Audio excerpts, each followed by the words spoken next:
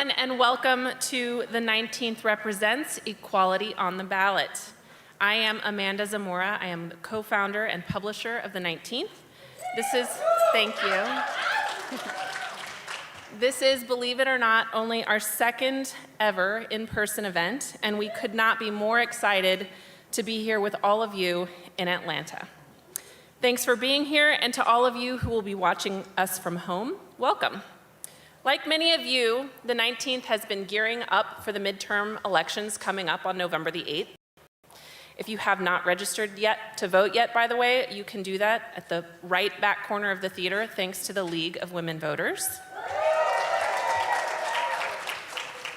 This election season, we've been tracking candidates across the nation, but we also wanted to get a better sense of the issues shaping midterm races. This led us to launch our first ever political poll in partnership with SurveyMonkey. We surveyed more than 20,000 LGBTQ+ Americans, women, and people of color to get their thoughts on our democracy, the economy, healthcare, reproductive rights, voting, and so much more. Tonight, we'll get to unpack some of what we learned with all of you. And we'll hear from an amazing lineup of speakers about those issues motivating people to come out to vote in local and state elections in November. Before we begin, I want to take a moment to thank our supporting sponsor, Ms. Foundation.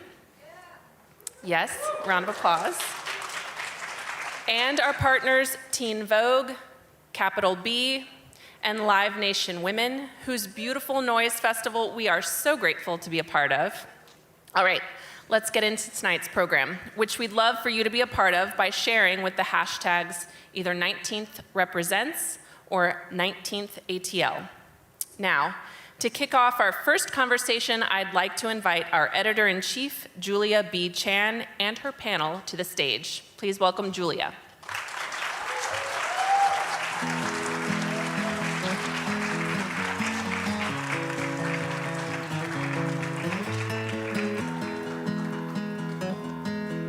Good evening, everyone. I'm going to go ahead and introduce our panelists today. Next to me right here is Melanie Campbell. She is the CEO and president of the National Coalition on Black Civic Participation and the convener of the Black Women's Roundtable. She's a veteran coalition builder and is highly successful in leading and organizing multi-million-dollar civic engagement, voter empowerment, and issue-based campaigns. Thank you for being here, Melanie. Thank you. Next to Melanie is Dr. Anthony Michael Kreis.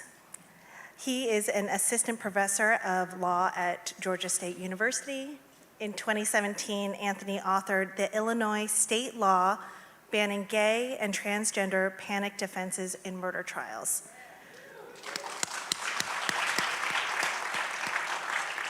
It's the second law of its kind in the United States, which has served as a model for other jurisdictions.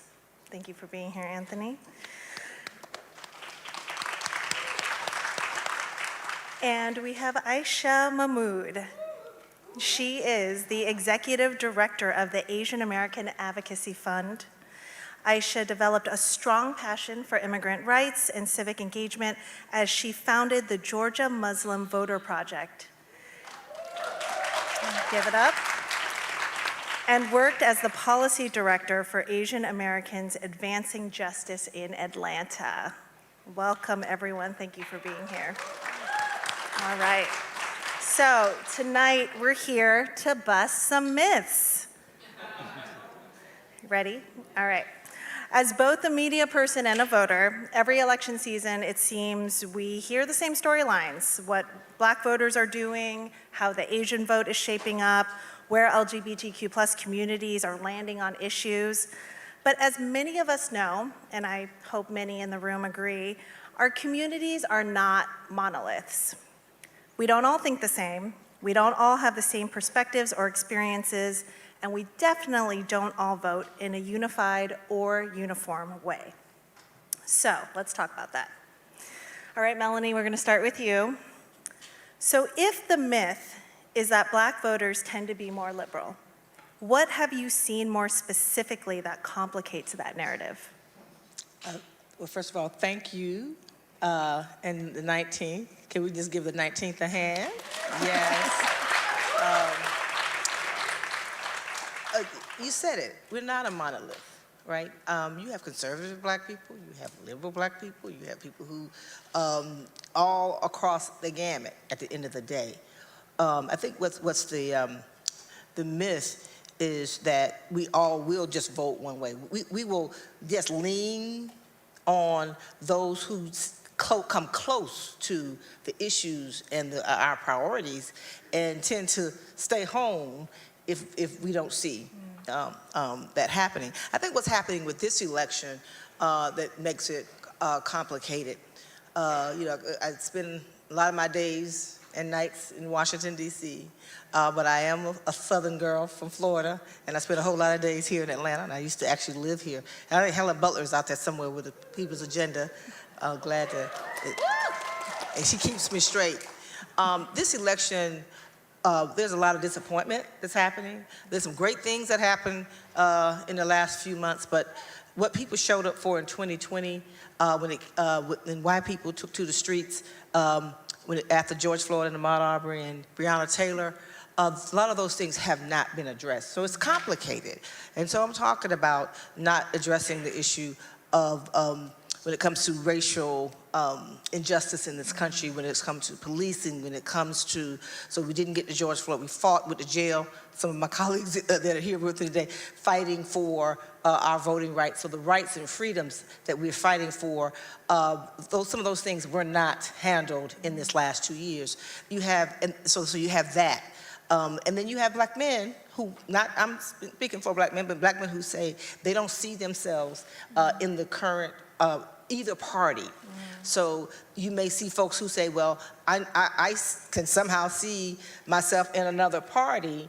Well, in the case of the Republican Party, that may see them doing more when it comes to our economic opportunity. So it is complicated. But this election really is about mobilization and us going against the norm in fighting for our rights and freedoms through the ballot, even though our voting rights are suppressed. I'll stop there. More to say. Thank you, Melanie. Well, this was a great segue because we're going to talk about voter suppression with Aisha.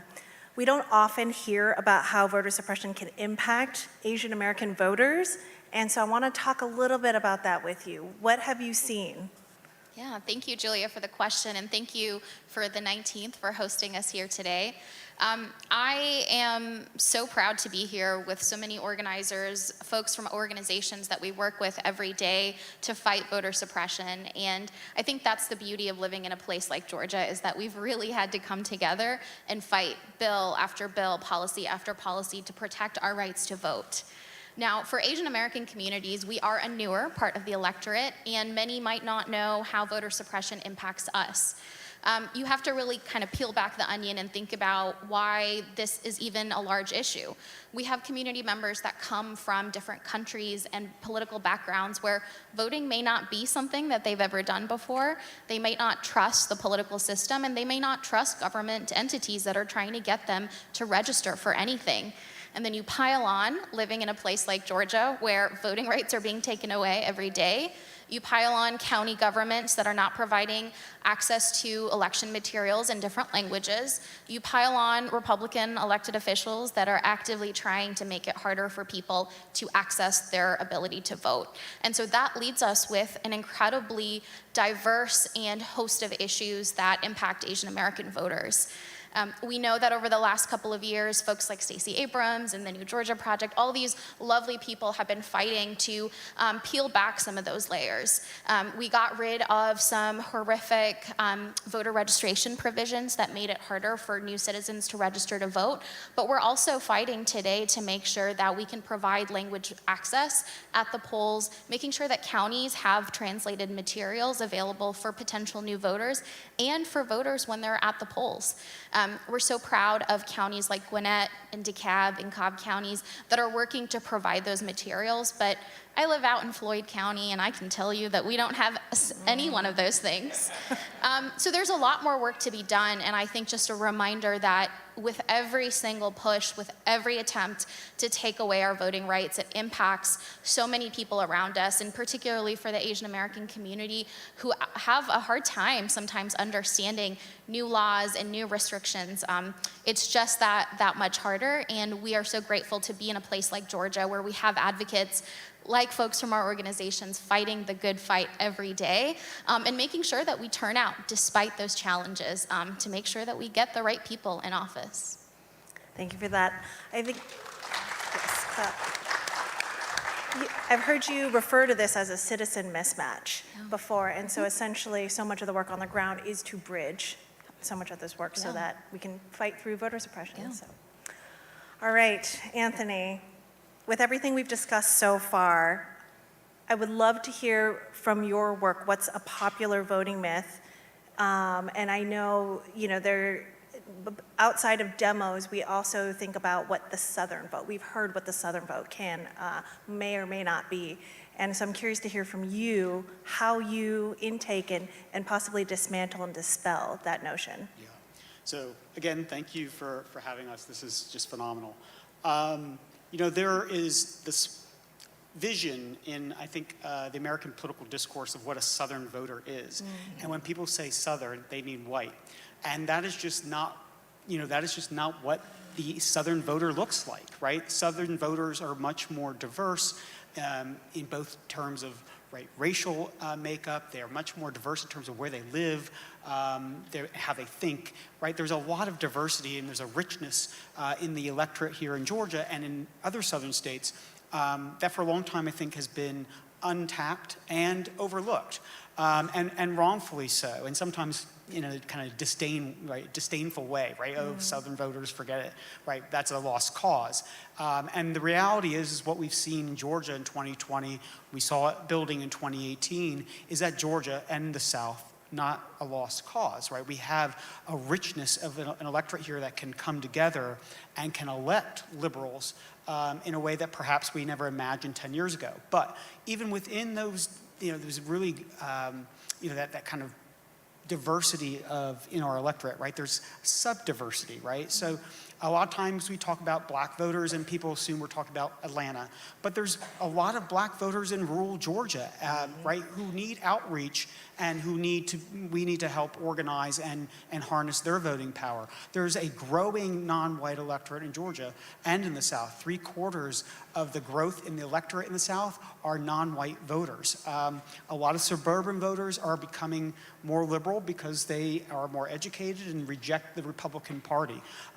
There are a lot of LGBTQ voters in Georgia and throughout the South.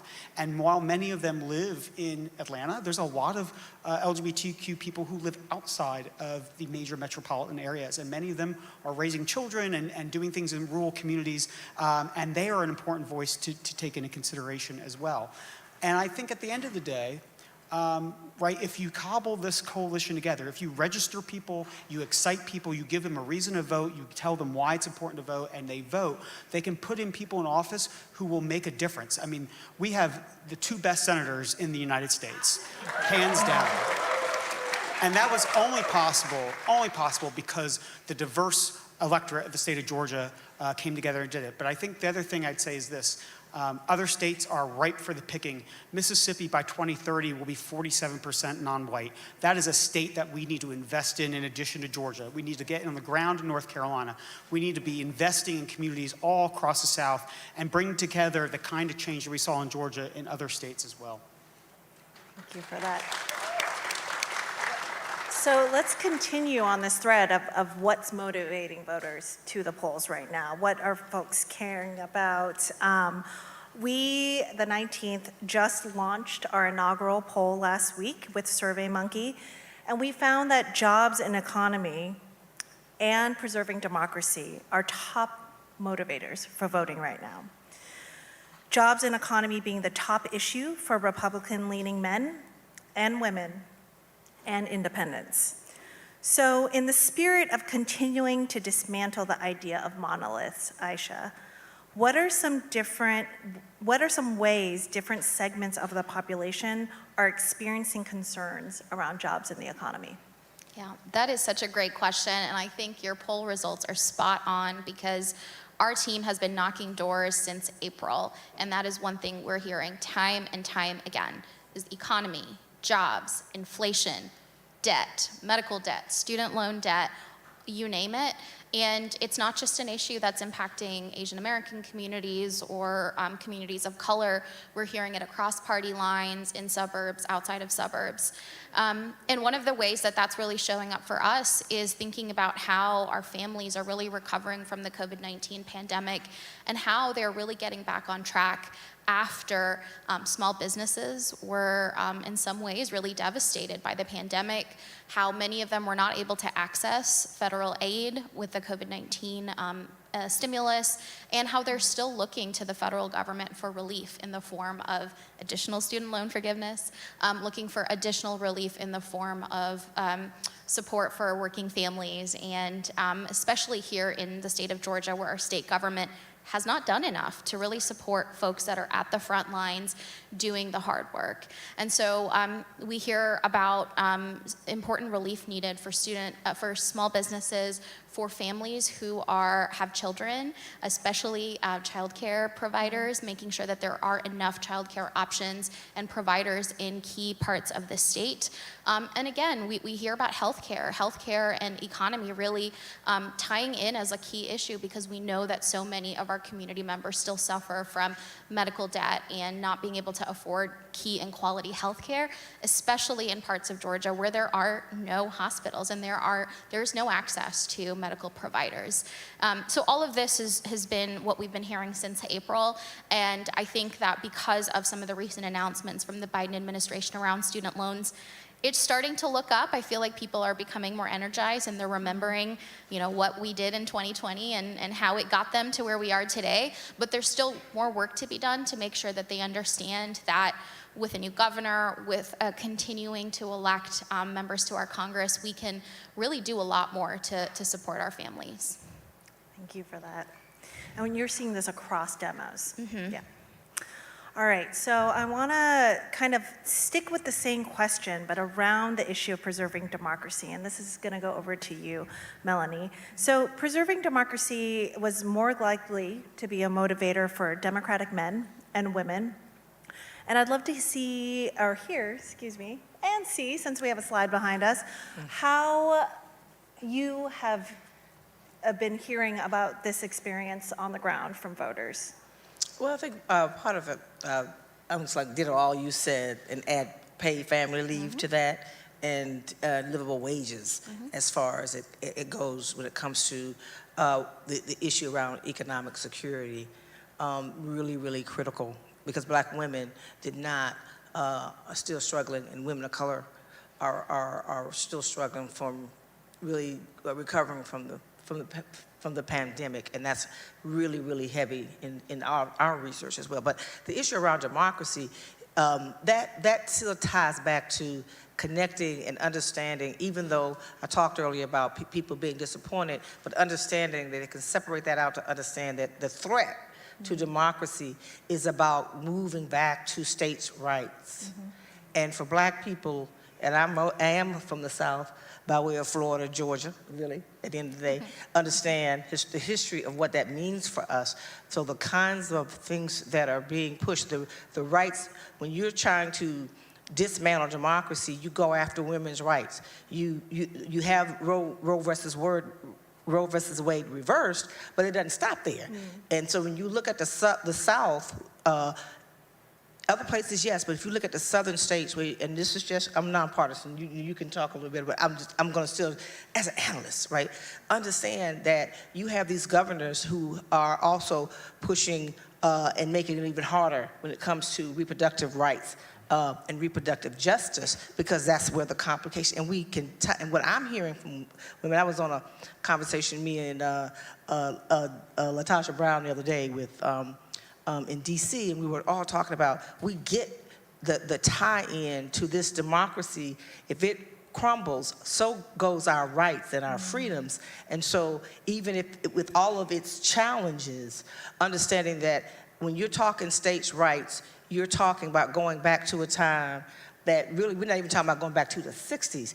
And why is that? Why is that? It's because there's a fear of a certain white male, and not you, right? Right? Right? Oh, God. Right? We're good, we're good. And I mean that very sincerely, right? Is there is a certain a fear that the browning of this country, the melting pot that it is, will displace. So that's why you have the replacement, the white replacement theory. You have people not wanting to talk about our history in schools. All of these things are connected. That's why you could get and I'm analyst again, you could get a Donald Trump elected, right? You could get, certain people elected. You could have a DeSantis in Florida doing what he's doing. And this current governor is really interesting to watch this race because he's kind of quiet, right? From what I can see as I'm watching it. But he's got some stuff in there too, right? So at the end of the day, so when we talk about the threat to democracy, it ties to our voting rights. It ties to our reproductive rights. It ties to LGBTQ rights. All of these kinds of rights and freedoms that from the Supreme Court down, and then states being able to then make it so that minority rules. That's where we're going, and we think that can't happen because we're the United States of America, but it's literally happening in our faces. So this election, we get that democracy under threat means our lives are under threat, our children's lives are under threat. So I think that's part of why we see that issue, but that issue is not just waving a flag. That issue is saying, no, where you're trying to take this is a authoritarian state, and that's not good for not just America, but it's sure not good for our people. And we're absolutely seeing this not just in our poll data, but also in some initial data that, since Dobbs, there has been a uptick in voter registration, especially among women. So I think it'll be interesting to see how this. Women gonna tear it up. Yep. Yeah. That's why we're here. In lockstep with our powerful brothers. Okay, they get it. They get it. Okay. Well, Melanie, thank you for tying all of this together for us in a way that helps to, once again, build a beautiful segue to this next thread that I want to pull on with Anthony. So from our data, we see that gender nonconforming Democrats, LGBTQ plus issues are the top motivator to vote. It's about 25%. So I'm curious, we're 9 months into 2022. How may have what we know to be a pretty poignant legal landscape this past year contributed to being a motivating factor for individuals? Yeah, so I think to be clear, the United States Supreme Court is a radical institution. It has been hijacked by the Republican Party, and it is perverting the meaning of the United States Constitution. And it has to be crushed by political will. And the way that we crush the Supreme Court and push back against bad doctrine is by voting and getting legislation to do so. But I think at the end of the day, we have to be very honest about what's happening at the Supreme Court. So when the Supreme Court reversed Roe versus Wade in the Dobbs decision in June, it did not just undo 50 years of precedent protecting women's right to choose, and in doing so, allowing people like Ron DeSantis or Brian Kemp make decisions for women instead of women doing it for themselves, which is repugnant to basic rights of privacy. And I think that we need to understand that Dobbs wasn't it was the beginning, it was not the end of the story. So for example, if you believe that a transgender child should have gender-affirming health care, Dobbs and the repeal of abortion rights in this country is a direct threat to that trans child's health. If you think that a child going to school should be able to be told it's okay to be gay, and there's nothing wrong with that, Dobbs and the decisions from the Supreme Court are a direct threat to that. If you believe that voting is important and that democracy is important, this court has shown that it doesn't care about precedent and doesn't care about the meaning of the Constitution. They're going to do what is in the best interest of their own power and the power of the Republican Party. And if we don't vote in 2022, they're going to get their way. We have to do something about it, and it's dire. And if people don't think that the authoritarian state is coming, look to Florida, right? There is not a thing that Ron DeSantis believes he can't do, that the state can't be involved in, right? Medical care, he's going to be right there in the doctor's office with you. Your children, raising children, he's going to be there right in the classroom with every teacher, striking fear in the heart of every teacher that teaches in Florida. And if matters weren't even worse, he's going to punish corporations and businesses and people who speak out against it. And on top of that, if that wasn't enough, right, Ron DeSantis thinks that it's okay to deceive and defraud asylum seekers and to forcibly transport them like they are political chattel. Right. What is this country coming to if that's acceptable under the United States Constitution? And so, we can say, the courts will save us. They won't, because ultimately the first line of defense is the ballot box. Ron DeSantis should not be governor again for the crimes that he has probably committed in the last week alone, right? And if it's not an actual crime, I mean, it's a crime against humanity, certainly, and a violation of human rights. This is not what America in 2022 should be, and we need to vote, and we need to ensure not that we just vote, but we vote for people who are willing and capable and able to do something about it, because the Supreme Court is one institution. It doesn't have the final say all the time. It doesn't have to have the final say, and we need to make that clear. Thank you. Well, that sets us up for the panel that we'll have later on tonight about essentially just what exactly is on the ballot and why it is so important to vote. So before I hand things off to the next conversation, I would love to have final thoughts from folks. Let's go around the panel. We can start with Aisha. Yeah, I think our panelists, or my co-panelists said it all, but there's so much at stake in 2022. And I am reminded every day that although 2022 is critical, especially in a state like Georgia, we can't lose focus towards 2024. In a place like Georgia, where we have a Senate seat on the ballot this year, we don't have that in 2024. We need to keep up the momentum, make sure that our communities know what's on the ballot this year, but they also know what's at stake in coming elections, and that they don't just forget that elections are on the horizon for the next couple of years. We have incredibly important municipal elections almost every year, and the ability to really impact change down ballot in places like school boards and city councils and county commissions, who really have the ability to make the small incremental change that it takes to move policy forward. And especially in a place like Georgia, where we right now at least have Republican leadership that makes it harder to see progress at the state level, it is really our local elected officials that are carrying the baton forward. We have seen so much great work because of the great work of these local elected officials, and especially after our organizers have really pushed them to be more progressive and to ask more and do more in the face of uncertainty from our state government. So, for all of us that are excited about 2022, keep your eye on the road to head towards 2024. Don't forget that there's even more at stake over the next couple of years to make sure that we continue to get good folks elected all up and down the ballot. Thank you. Anthony? So I'm a political historian by training, so I'm going to bore you for 30 seconds. South Carolina between 1868 and 1876 was a really great place to be if you believed in democracy, because at that point in time, black voters were a majority of voters, and they ran the state, and the state was guaranteeing things like universal health care, essentially, were their version of it, right? Reform to schools, free schools, all these great things. A lot of progress was happening in South Carolina. But in 1876, the progress stopped because the wrong folks got elected. And it was a slow slide from that 1876 election from a really robust democracy in South Carolina to a state that was a police state where democracy did not exist until 1965.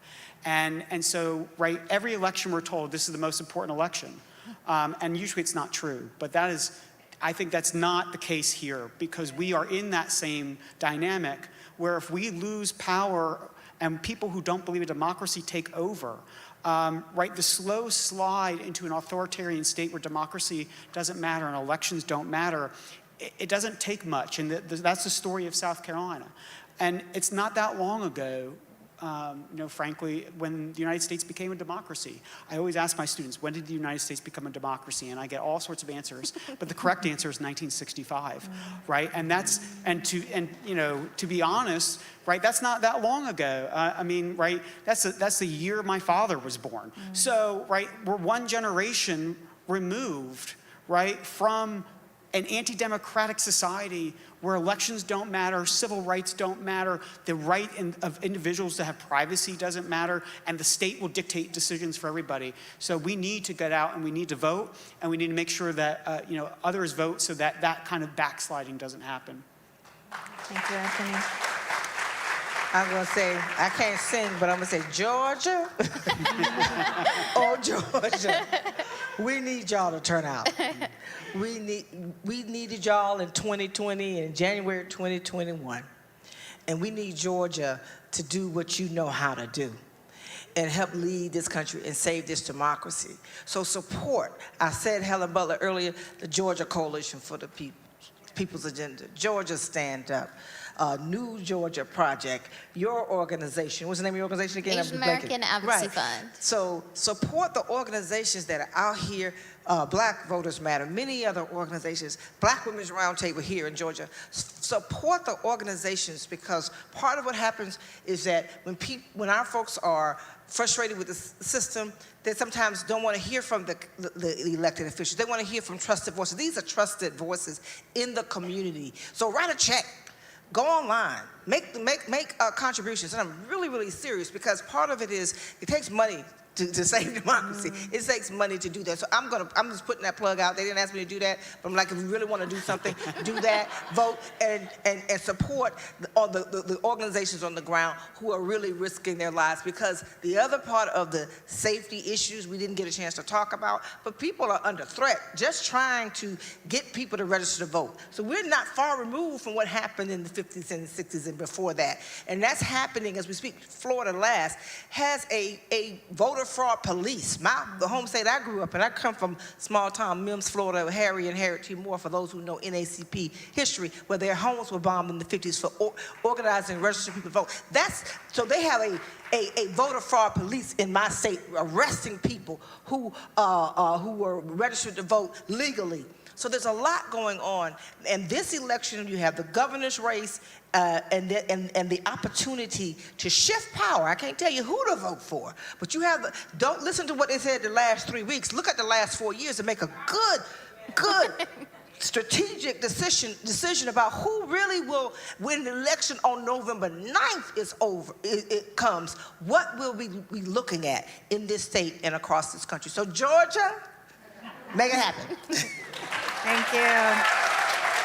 Let's give it up for these panelists tonight. Thank you so much for your time tonight. I'm going to go ahead and pass the baton over to 19th Editor-at-Large, Errin Haines, and we're going to leave stage left. Thank you.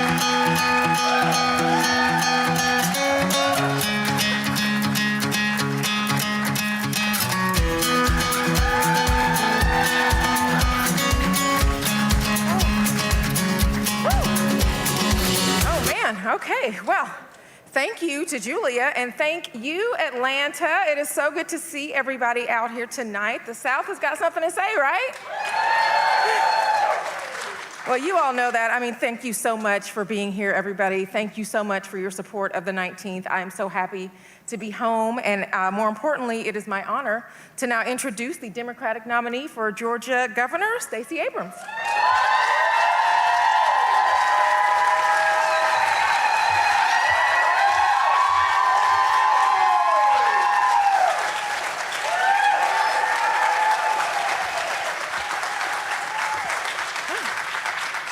Well, all right. I guess we know who they're here to see. Well, Errin, I'm glad you let me be here too. Thank you. Well, listen, Leader Abrams, I'm really excited to have you here on the eve of National Voter Registration Day, right? Yes. I know everybody here is registered to vote, yes? All right, we don't have to ask them that. All right, let's get started. So let me just start by asking, you said recently, if black men vote for me, I'll win Georgia. Are you experiencing a gender gap when you're out talking to voters? And if you are, what does that look like, sound like, feel like?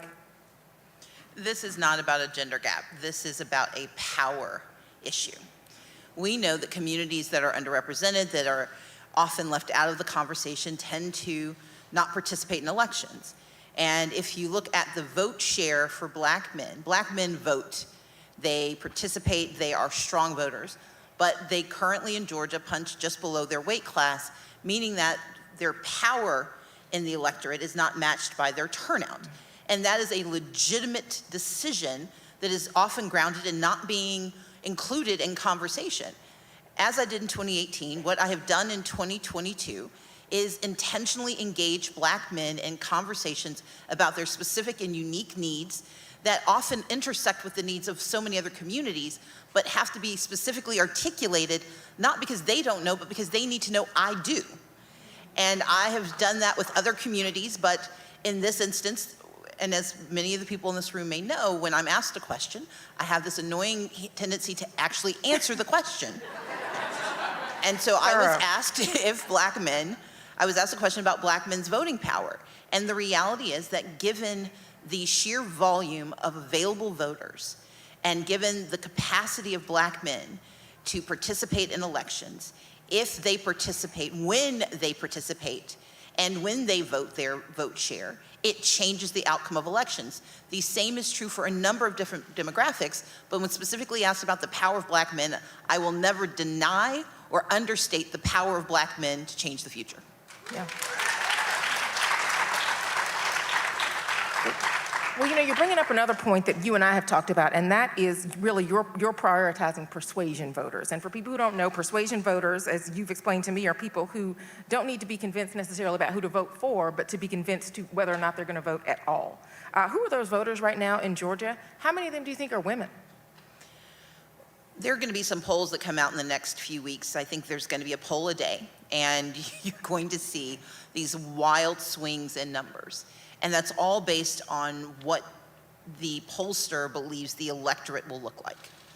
I have always rejected the traditional framing of the electorate, which typically says you have your likely voters who voted the last time, and then your swing voters, who are voters who, if you say the magic words, will switch their vote from one ideological frame to the other. My parents are pastors. Their job is converting your soul. I don't have that kind of time or energy. And so I do not discount the possibility, but I focus attention more strongly on those voters who have already been persuaded about what they believe, but they have not been persuaded that their behavior in elections will actually change the outcome. And so when I say persuasion voters, it is a different category than you're going to hear about from others. And so when you listen to or look at polling, you want to look at who they're talking to. And I know that in this upcoming election, they are not talking to the 1.6 million new voters who've been added to the roll since 2018, who are disproportionately young, disproportionately female, disproportionately people of color, and disproportionately annoyed by the current governor of the state of Georgia. And so the pockets of available voters, I know you had Ayesha Yakub here. She can tell you that AAPI voters are often underrepresented, especially women, that the Latino voting population is much stronger than it was a decade ago, and it will be women in that population that will often get discounted.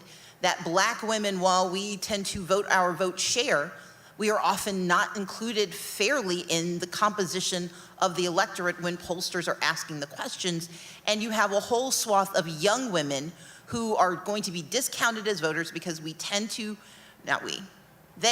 to underestimate the likelihood of young women voting. But I know young women who have recognized in the last year that the fullness of their citizenship is not actually guaranteed in the state of Georgia, that they will also show up. And so when you ask, are women a part of it? Oh my God, yes, they are. But we have to pull together a coalition of voters that is multi-ethnic, multi-generational, and that is geographically diverse. And when we pull that coalition together, then you have a persuasion block where we are persuading this group of voters that if you show up, things really will change. Yeah. Well, you know, we're talking about what's motivating people to go to the polls. I want to ask you about something that we saw recently in a poll that the 19th did with SurveyMonkey that said that more women than men said abortion was a motivating factor for them to vote. Is that the sense that you're getting from Georgia voters? What are you hearing out there from the campaign trail from folks? That is absolutely the case. I was down in a rural community in South Georgia that was large, and the group was largely African American. Average age was maybe mid 50s, lower 60s. And when I talked about Brian Kemp's abortion ban, the rancor and the outrage was palpable. This was a community that if you'd asked a pollster to guess how it would resonate, they would have said these are older black people, it was men and women, they won't care. It was absolutely animating. I've had the same reaction in Forsyth County, in Franklin County, in Colquitt County, in Dougherty County, across the state. And it's especially driving women because women understand that this is not something that can be dismissed as a cultural issue. I find that framing offensive. This is a medical issue. This is an economic issue. This is a political issue. And the diminution of our right and sanctity to control our bodies as a matter of civil liberties is an animating issue. And what I have found is that without exception, regardless of geography, race, or age, it is one of the most resonant messages that I can deliver. That and the issue of gun violence and how it is being visited upon our communities are the two most animating issues, but abortion rights in the state of Georgia, I think, trump everything, and apologize for reclaiming that word.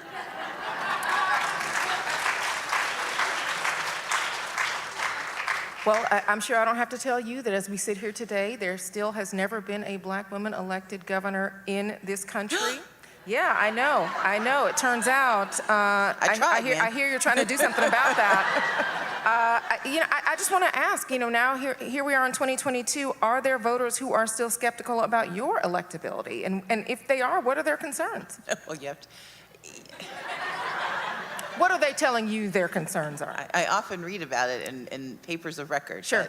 But, look, part of the challenge is, and this is true for women writ large, women have to be perceived as both likable and qualified. We are, please, yeah. Our foibles are maximized and amplified as disqualifications. Our strong suits are minimized as expectations that were already settled. Yeah. And so part of the challenge is that my job is to not only explain why I can do the job, but I'm also carrying the weight of no one having done the job who looks like me. When you layer gender and race, it becomes a much more complicating conversation, and it is both an opportunity, but it's also a reality check. I don't get credit, and no one deserves credit for anything, but there are spaces that I've occupied where if I looked different, the value of those spaces would be stronger. I've owned a business. I've managed over 4 years to achieve the kind of economic dream that we tell people to pursue, only I'm being chastised for it because, well, how dare you be successful? There's an economic argument coming from, and I know this is a nonpartisan group, but there's an economic argument coming from Republicans. They're mad because I'm not broke. They're angry because I leveraged my intellectual capital and my access to, and my business acumen to do something over the last 4 years. They're the ones who didn't want me to have the job, so I got another one. And so, but the challenge, Errin, that's embedded in that is that facets of my personality that would be absolutely the reason for my election, I have to navigate in a different way, but I will never shy away from my belief in our capacity as a state to do better. I will never shy away from tough conversations. One of the perquisites of being a woman in the United States is that we embody the complexity of this nation.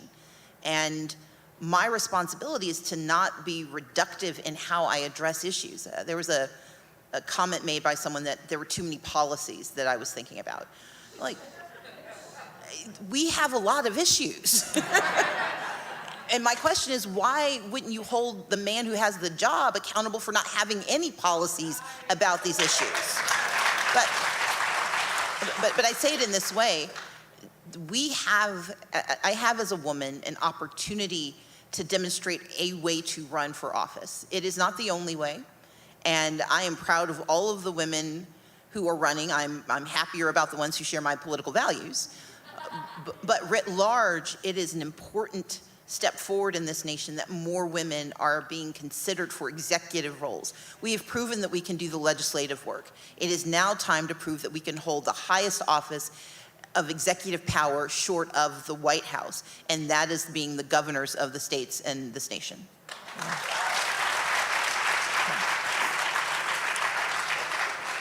Well, I think certainly one effective of your candidacy is that you do have more black women standing for governor this cycle. But I want to just ask specifically about Georgia. Do you feel like now, 4 years later, that this state is more ready for a black woman to lead than they were in 2018?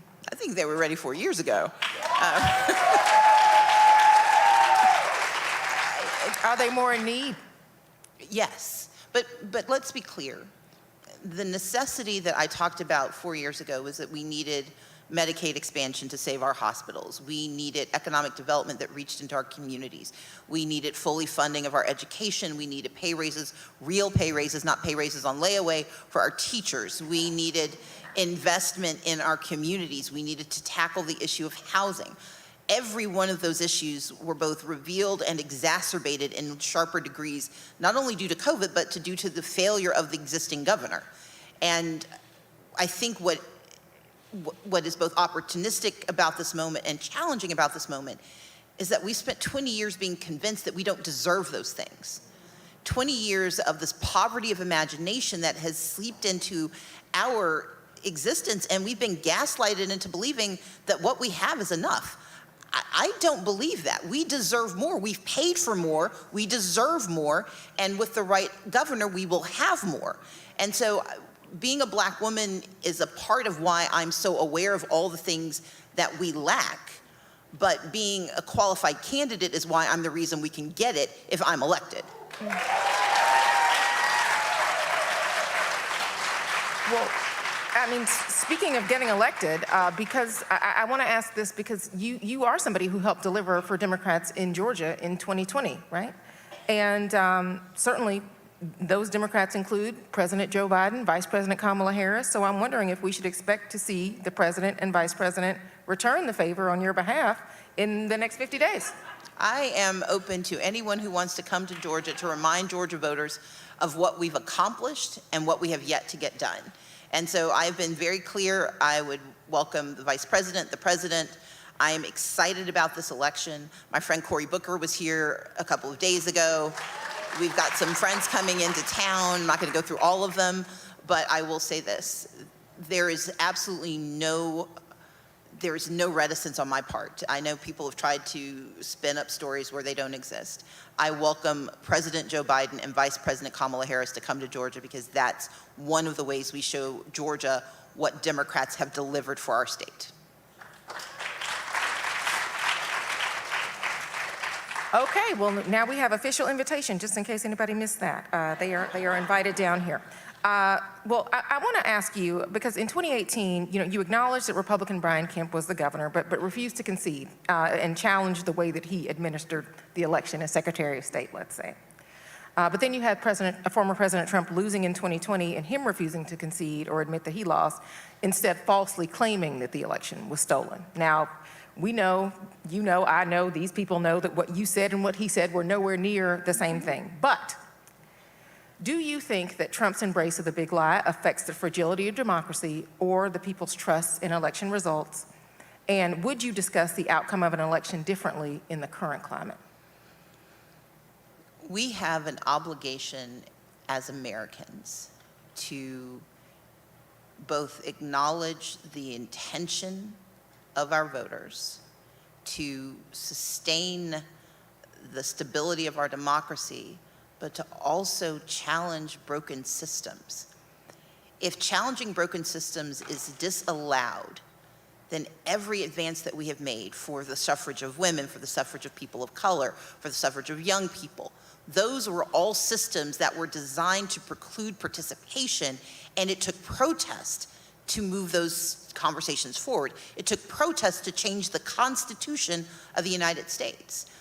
The issues that I raised in 2018 were not grounded in making me the governor. Not a single lawsuit filed would have reversed or changed the outcome of the election.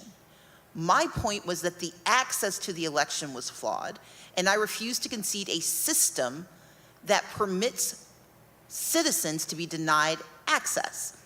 That is very different than someone claiming fraudulent outcome. And we have to, words matter. Access, can you get there? Outcome, do you get what you want? I'm proof you don't get what you want. But will I ever cease to challenge the access point? And I can't. I wrote a very careful speech, but the challenge is that people are always going to cherry pick the language that they want to make the points that they need. And there is nothing I can do about what someone is willing to do and how they will manipulate information. What I can do, though, is be as intentional as possible, which is why I acknowledged at the beginning of that speech, I was not the governor. I have never tried to move into West Paces Ferry, into the mansion. I have used rhetorical language to describe the incredible outcome for communities that were long discounted. And I apologize if people can only listen to 4 seconds of a speech and not the full 15 seconds. But what I think is absolutely critical is that we not allow ourselves to conflate access and outcome. I will never, ever say that it is okay to claim fraudulent outcomes as a way to give yourself power. That is wrong. I reject it and will never engage in it. But I do believe that it is imperative, especially those who have the platform and the microphone, to talk about the access. Because if we don't do it, who will speak up for those who don't know where the microphone is and we're the ones denied the access? That's my issue. Yeah.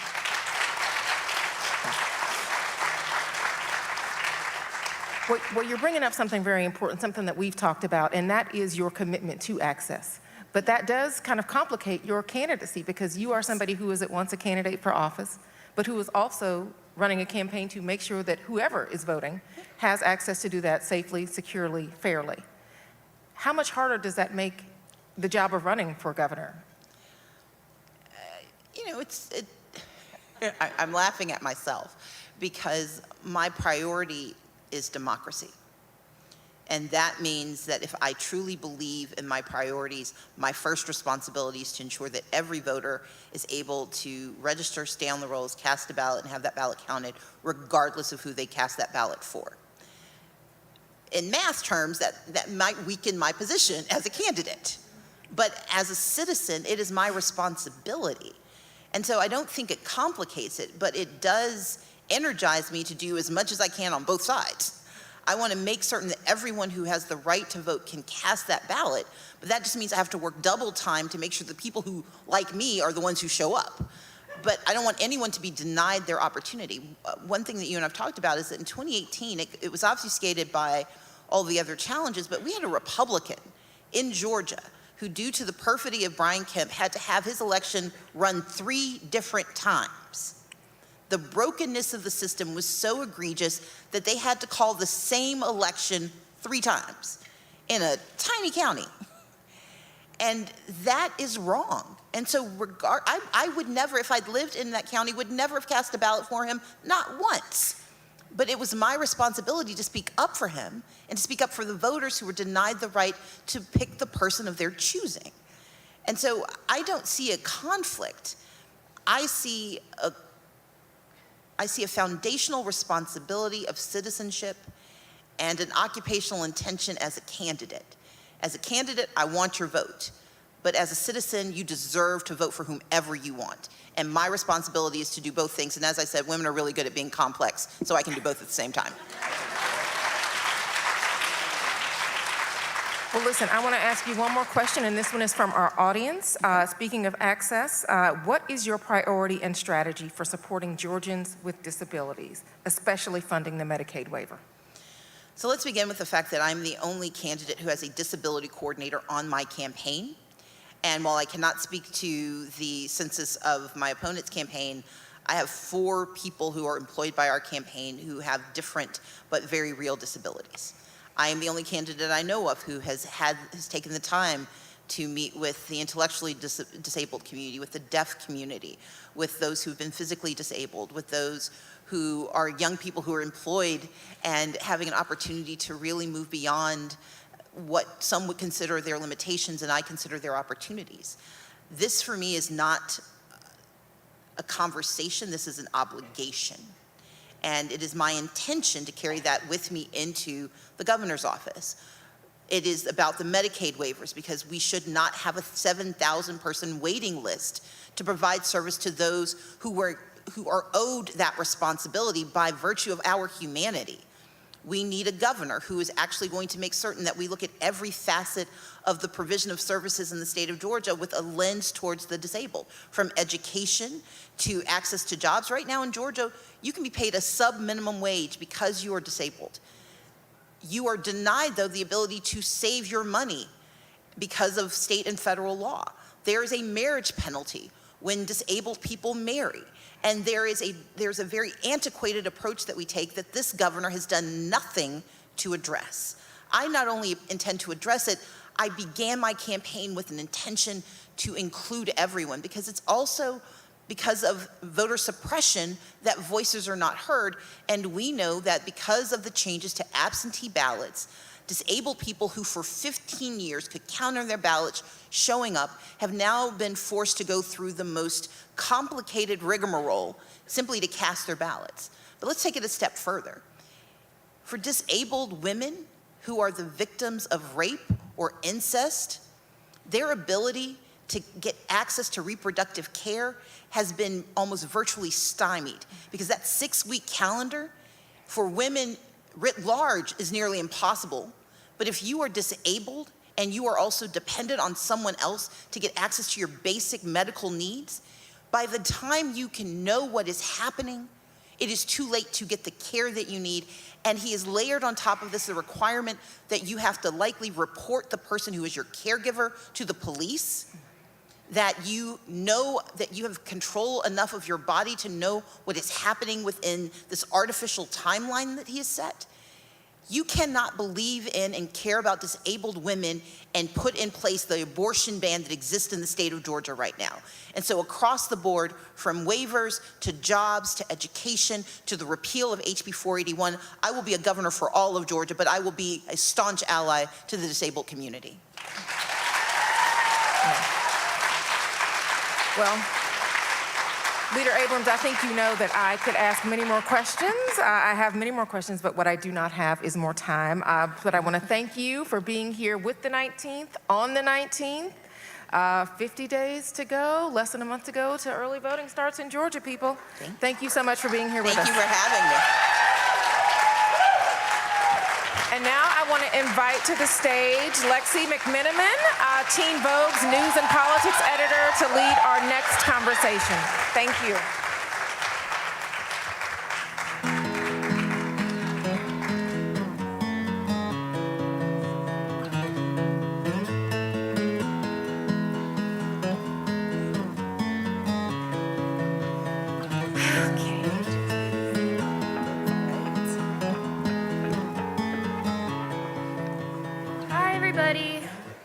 I see everyone, escaping post Stacey Abrams, which is fine, because I'm sure she was wonderful to listen to. We were backstage. Again, I'm Lexi McMenamin. I use they, them pronouns, and I'm here with Teen Vogue, where I'm the news and politics editor. This is Virginia Case Solomon, who is the CEO of the League of Women Voters. And we also have Chanel Haley, who is the gender policy manager at Georgia Equality.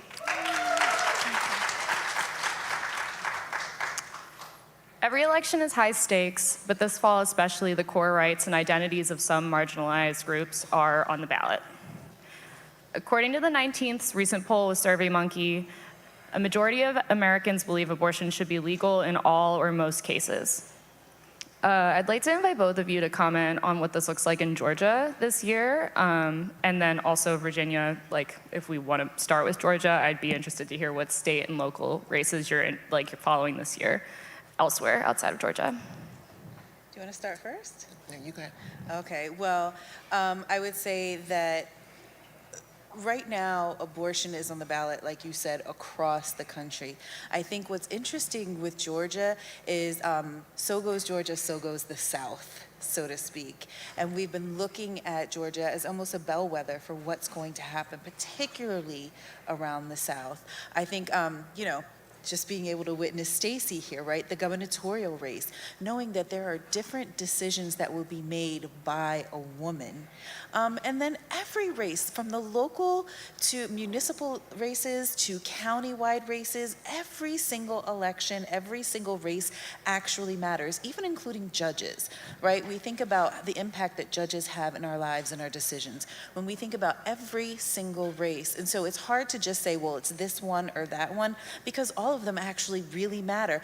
But I would also say, besides the gubernatorial races, the state legislature.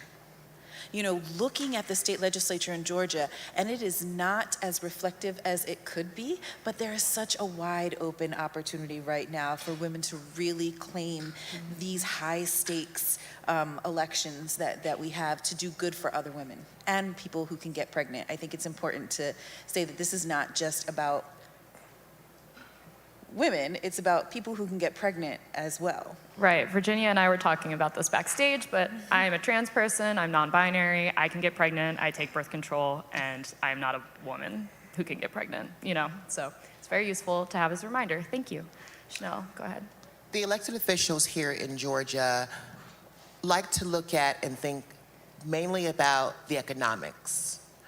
I'm going to be really blunt about this, that most of the times they're not really concerned with our own personal lives and feelings and being social and being happy unless it affects our pocketbooks and the economy within Georgia.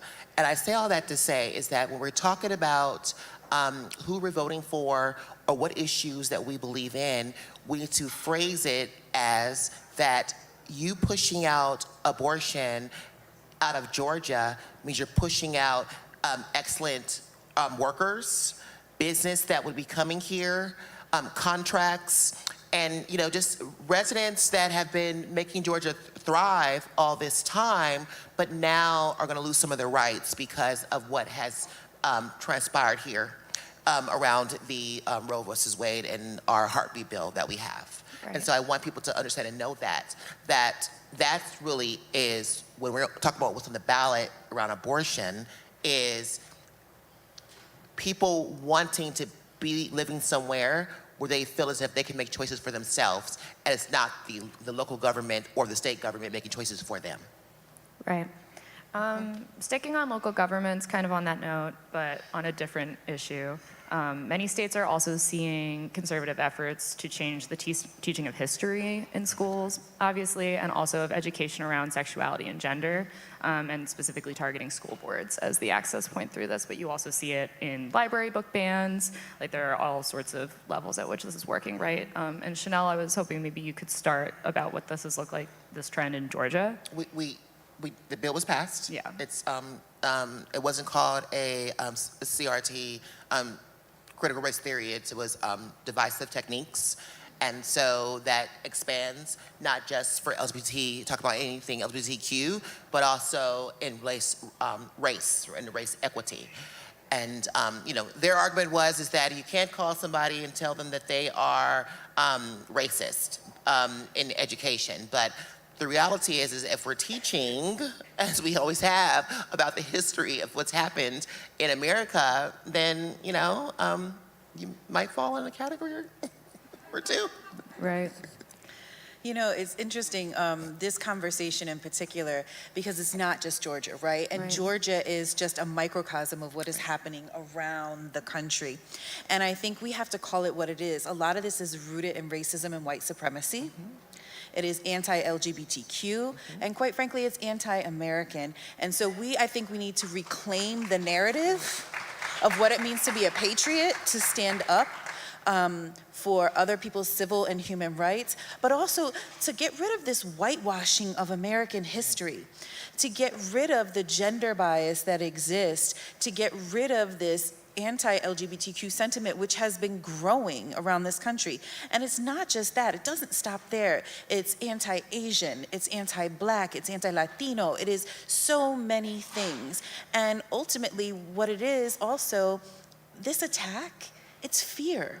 It's fear coming from a group of individuals or a population who sees their size diminishing and they're grasping on to power. And so what we have to look at for a lot of this, I think, is a power struggle between the future of this country and people who want to see the country go back to the way where it was, the way they've romanticized it in their mind. And we won't let them. I think that's the most important thing. Right. Yeah, we've been doing that for quite a while. That's what the monuments were about, right? I mean, Yeah. most of the monuments that have been erected, it was by somebody that was certainly racist or, during the Confederacy, and they've been glorified all this time. And when finally being called out about the history of this person, its background, then they come up to say offended. And I'll tell you, if you ever went to school here in Georgia, back in the day, I don't know if they still do this, but you were required to take Georgia history. But the bits and pieces they teach you in there, because the book is like this big, but you only learn this much, and it glorifies Georgia. I mean, even, Jackson, ordering out, to the massacre, that was glorified. Like, it was a good thing. Like, he came and saved Georgia. And no, he murdered people. Right.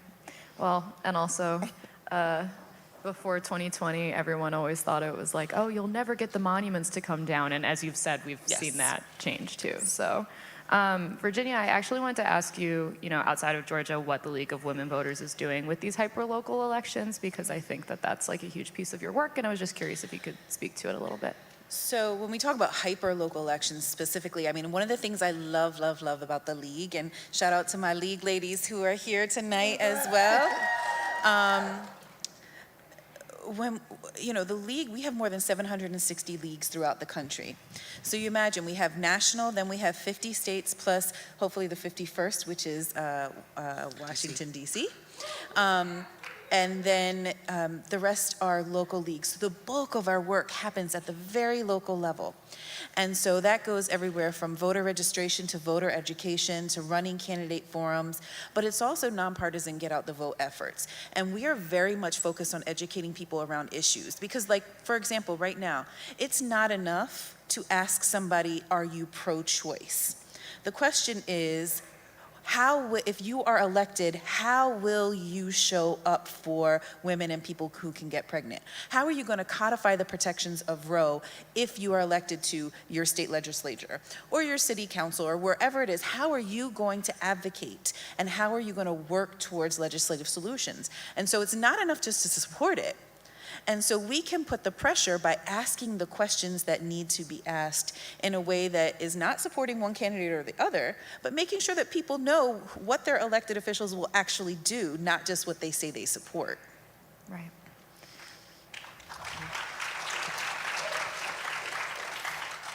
So in the recent survey that the 19th and SurveyMonkey put out, they had found that more than half of Americans say that the work of Congress has done more to hurt than help them in the last year. And considering the issues that we're discussing tonight, so LGBTQ rights, reproductive rights, I'm curious if there are specific races or ballot initiatives, whether in Georgia or nationally, that you think are good opportunities to sort of react to that, right? The disappointment. Well, here in Georgia, the disappointment was when the legislation referred to, which also then included the ban of trans youth in sports in Georgia. That was all wrapped in one bill and passed. And then the High School Association went further because they actually had an option of just not saying anything or not acting on it, to then unanimously to then vote to ban the trans kids from playing in sports in Georgia, right? And so what we've been working on now is trying to reach out to those board members, which has always been difficult. That's where the public comes involved because, you know, in Georgia we have local control, so we have a lot of different school systems here. And you have to go to each one of them in order to get change at the very top. So there's that. We know that there'll be more legislation that's coming up in January, but that was pretty the biggest thing that hit the LGBTQ community.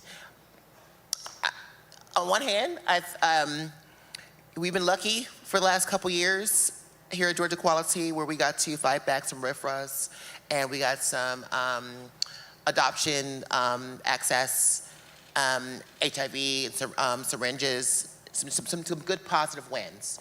But as you all know, or if you don't know, that when the opposition wants to really attack a community, they usually go for trans. To them, that is low-hanging fruit because there's so many people in the community, meaning the nation, who doesn't really quite understand our community.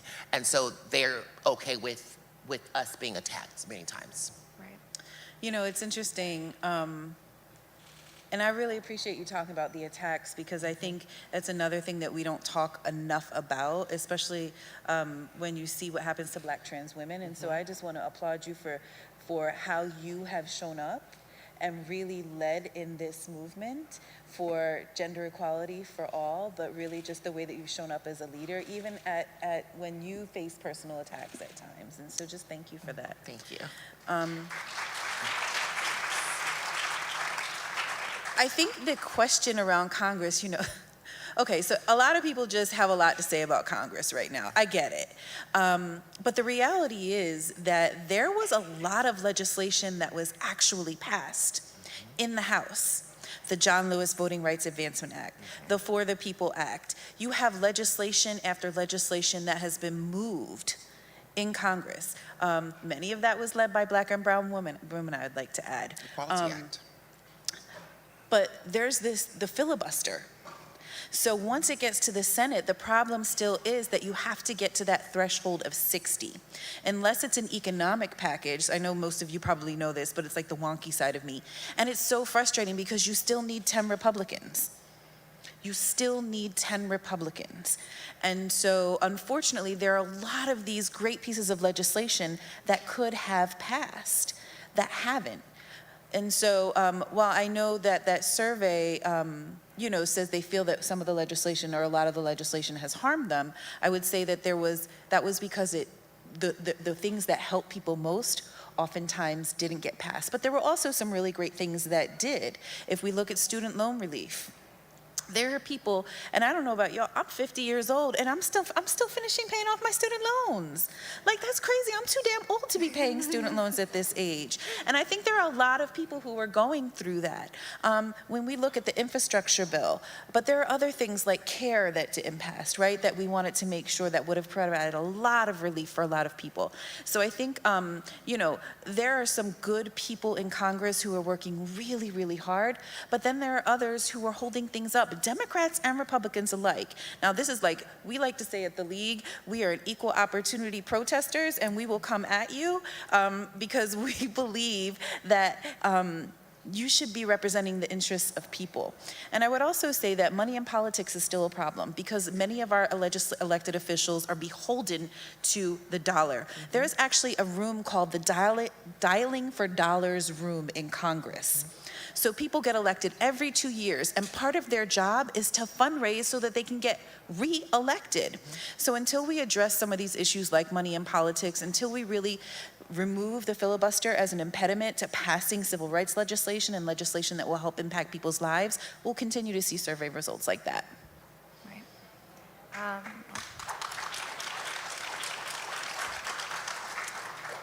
So this is a two-parter. Answering whatever order or fashion you like.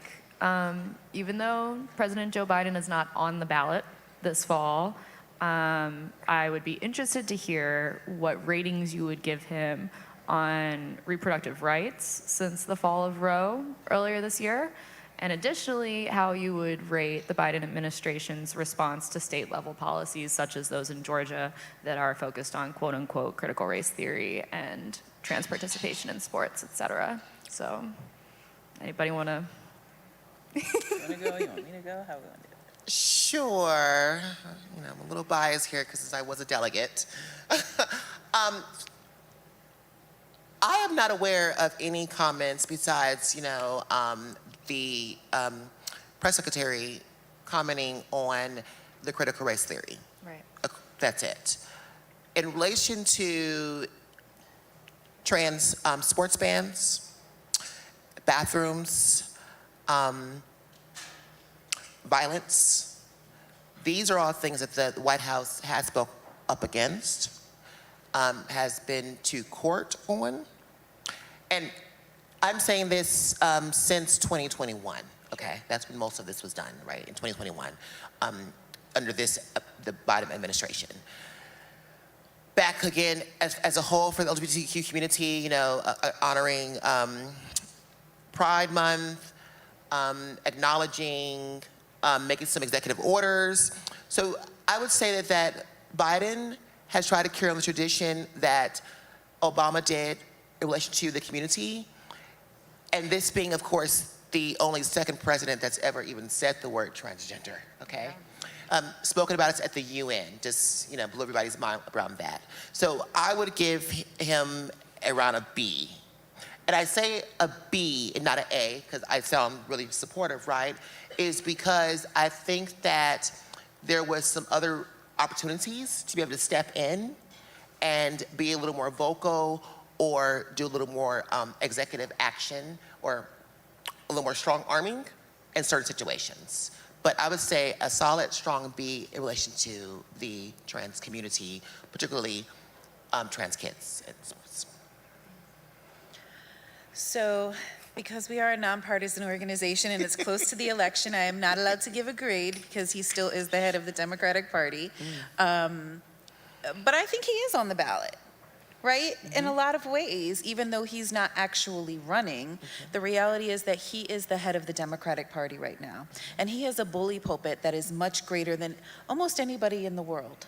And so the president has a responsibility to speak up and speak out on issues that impact both the LGBTQ community, women, low wealth people. I mean, you name it.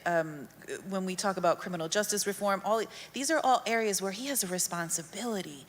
But I think, you know, so while I won't grade him, what I will say is that there is an expectation that he will use his voice and that bully pulpit. And I would love for him to speak a little bit louder, to use that and use his voice in a more amplified way and really talk about these issues. But I will say, and this is where I take a lot of issue with elected officials in general. And this really is around the dismantling of Roe.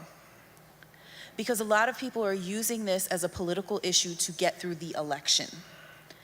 And there are a lot of things that could have been done to protect women from the time that decision came down in June until now, and they haven't. Right. They haven't. They have used this as a way to catapult themselves into whatever it is that they want, whatever elected position they want to be in. They have used women's bodies as a political tool, and that is a problem. And so I think we need to hold not only the White House and the president accountable, but we need to hold Congress accountable. We need to hold local elected officials accountable and like call BS. Do not use our bodies as political tools for your next reelection. And I think we need to see that loud and loud and loud, or let them know they will not get reelected because we will not vote for you. I wanted to add, that was so important to say because so many times as we're sitting here talking and we are advocating for one elected official or one politician, one candidate over the other, or one organization over the other about these policies, and then we win, we get the policy, right? We get them to do the policy. But then we don't hold them accountable on if or not it's actually been iterated. And that is what I really need people to hold them to the fire about, right? When they ran on a subject, and we agreed with it, and they passed the law. Wonderful. But then it's not actually being used the way it's supposed to be used. I've seen that happen several times. That's just not, businesses do it all the time too, but also politicians do that. I wanted to point out one, back to the question you asked me originally, that people probably don't even know, right? Even when the 2020 Democratic Convention, the part of the platform, or what was adopted is in the platform right now, is that law enforcement, and that includes the courts system, is supposed to be educated on the transgender and non-binary community within there, and be conscious of that when they are seeing us in the courtroom system and throughout the jails. So I say that because now visit a jail or a prison or a law enforcement agency throughout Georgia, then it's not implemented. And that's not just Georgia, by the way. I'm saying that because that's where I live at. I can speak right here. But that's across the country, right? So any sheriff that said they were a Democrat, they were supposed to adopt that policy, and they don't do that. But they was fine with it when they were getting elected. So we have to hold them to that. So knowing the education of what they should be doing and then calling them out on it. And if they don't do it, then get rid of them. Or organize and protest them, I would say, is the other option, because we like to call it spanking and thanking at the league. I am a firm believer in you thank elected officials for doing what they're supposed to do, but when they don't, you know, look, I've been arrested, I can't tell you how many times, for nonviolent civil disobedience. I am one of those people who will go and show up at a march, at a rally. I feel like the more loud we are, the squeakier we are, the more we act in movement with one another and see all of our issues that are connected. And this is all part of democracy. This conversation really is about democracy at the end of the day. And so when we work together and we hold our elected officials accountable, if they don't do what they're supposed to do, they need to understand that they're not going to be comfortable. You weren't elected to be comfortable. You were elected to do a job. And if you can't do that job, we will hire somebody else to do it. That's right. Well, Virginia, you've led me pretty organically into our final question. And you know, Chanel, you brought up Pride earlier. You know, Pride was a riot, Pride was a protest, and I was speaking to Virginia earlier about how many reproductive rights movements in other countries such as Argentina, Ireland, and Poland have often connected movements on the streets, on the ground, directly to policy level and voting rights level movements. So I wanted to ask you both about what you think the role protest plays in protecting civil liberties. I think we touched a little bit more just now, but I know there's a protest coming in a few weeks that grad students are participating in for abortion access on college campuses. So that's one example. We haven't seen as much taking to the streets for LGBTQ rights this year necessarily, besides Pride, which was very fun this year, but yeah. So I always have thought that marching, or some call civil disobedience, has a place. That's why I started. There's a place for that. There is a place. I've always liked it to be coupled with an action plan around policies that needs to be done. Sometimes that's not done. And, you know, an out and in needs to be happening too. And so, wonderful. I do want to point out, though, as people talk about prides, period, is that not confusing pride with liberation. It's not the same thing. There's a difference between me being able to sit on this sofa right now and say that I'm a black trans woman, but if I also can be fired or not hired for being a black trans woman because there isn't a law that protects me for that, then I'm not liberated. And in America, you know, we have learned over and over again that if one group doesn't have liberation, then none of us does. It's a slippery slope. And as we talk about politics and local, state, and federal government, that's how it trickles. It trickles that your city council is going to pass an ordinance around, you know, dress code policy. And then it goes to their state. And then the Congress is like, well, if they got away with it there, we can pass it here too, right? So it happens. We know that. So we have to stick together around that. And we can certainly, you know, have our own beliefs, but Pride and liberation is very different. We need to recognize that all the time, and I want people to know that when you're going to your pride parades or when you're watching on the news and seeing people actually advocating or protesting, thinking about what it is that they're trying to get, and why aren't you there?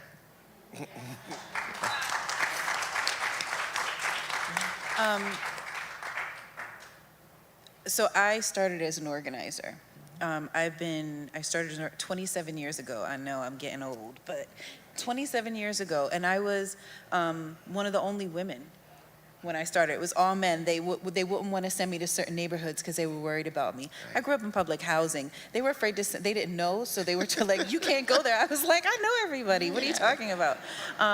I believe in the power of organizing with everything in my being, because I think that movements and change happen when they are powered by people, everyday people who are impacted.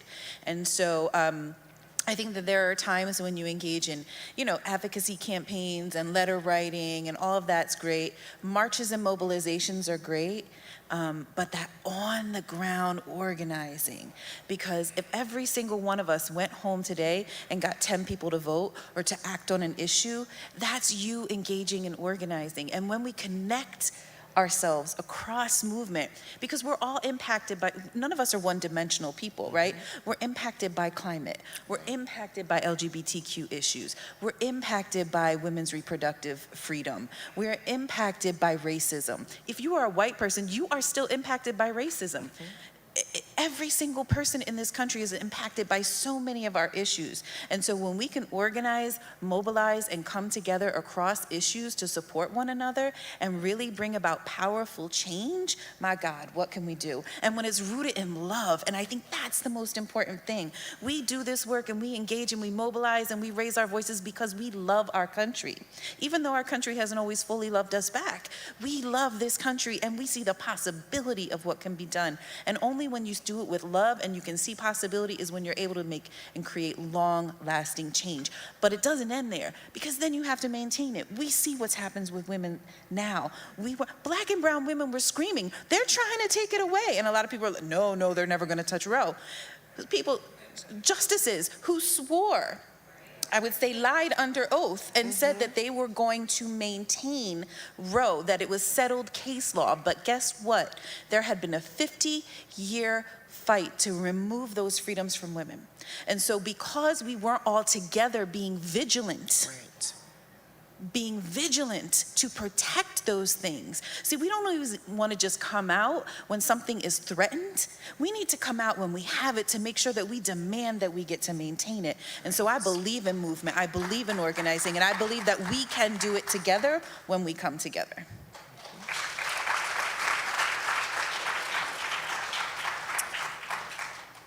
I think that is a good place for us to leave it. So I'd love it if we could all thank Chanel and Virginia with a round of applause. And thanks y'all for being here. Thank you.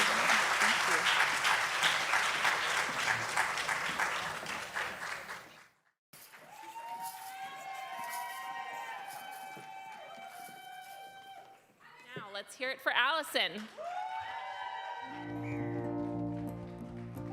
In that speech, I said, I don't believe in the American dream, but I do believe in the dream of America. I believe in Stacey Abrams' dream. I believe in Odessa Kelly's dream. I believed in Marquita Bradshaw's dream. I believe in the dream of the 19th and of the Black Caucus and of Black Lives Matter and of the Me Too movement. I believe in the dream of the Rainbow Coalition of the Loving. I believe that we are a beloved community. I believe in Representative John Lewis's dream. I believe in good trouble. Let us trouble these waters until we are all equal and free. This is a brand new song. We just finished writing it. We've never played it before, but it felt right to play it for y'all tonight.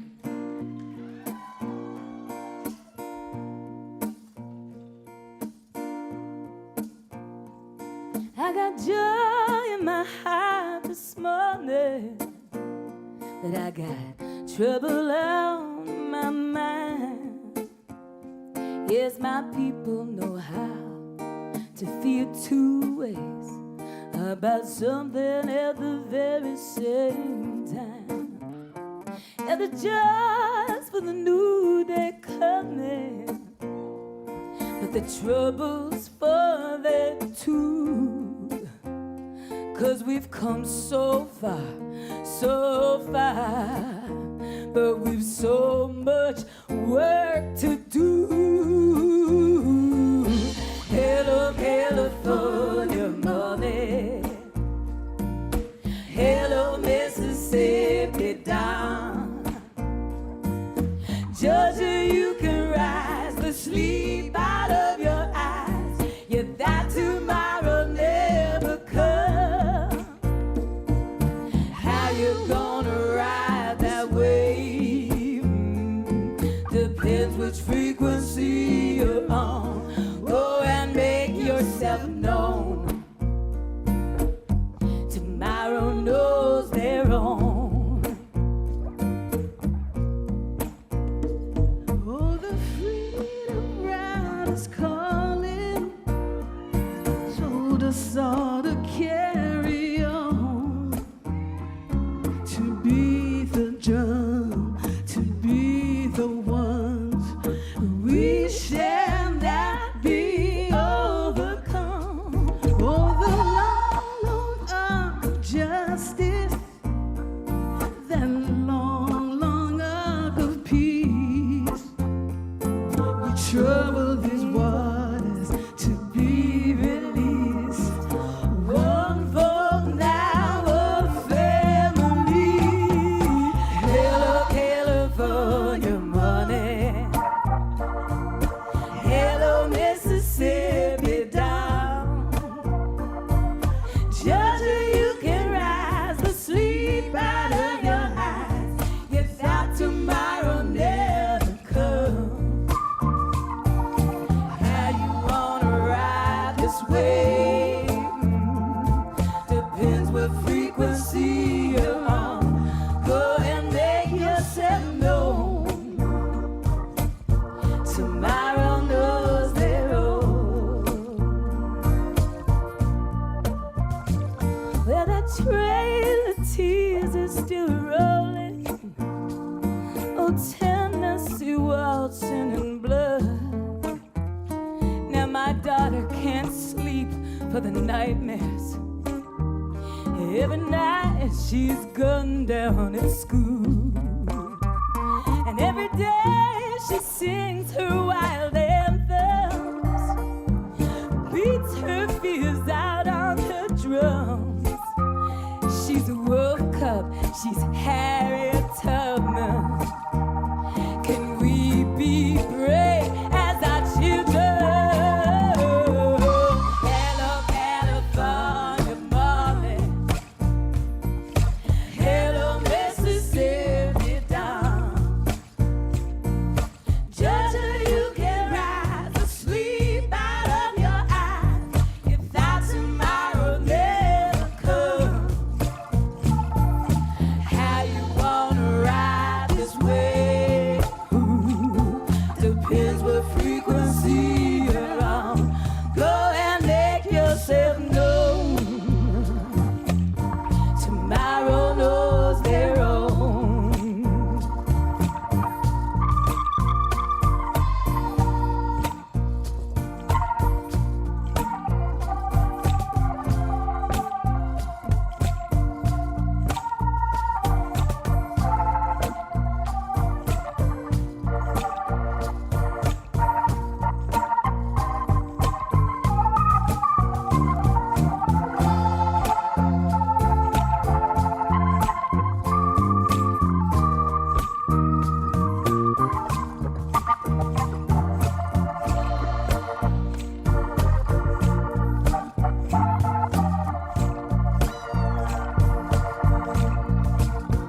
Yeah, we got joy in our hearts this morning. And we got trouble on our minds, good trouble. 'Cause our people know how to feel two ways about something at the very same time. Yeah, the just for the new day coming. Yeah, the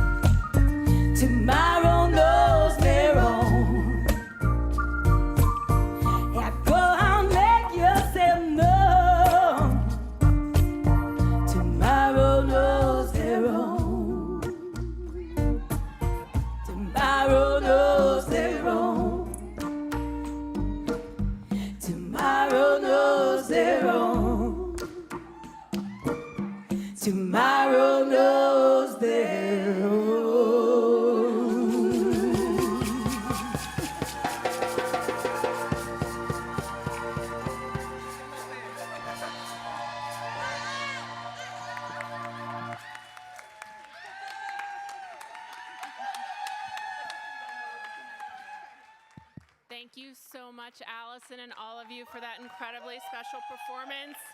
As we close down for the night, I want to say thank you one more time to our sponsor, Ms. Foundation, our partners, Live Nation Women, Teen Vogue, and Capital B, and finally to our members. We're so glad you're here and so grateful for your support of our events, our journalism, our mission. Thank you all for coming. We will see you next time.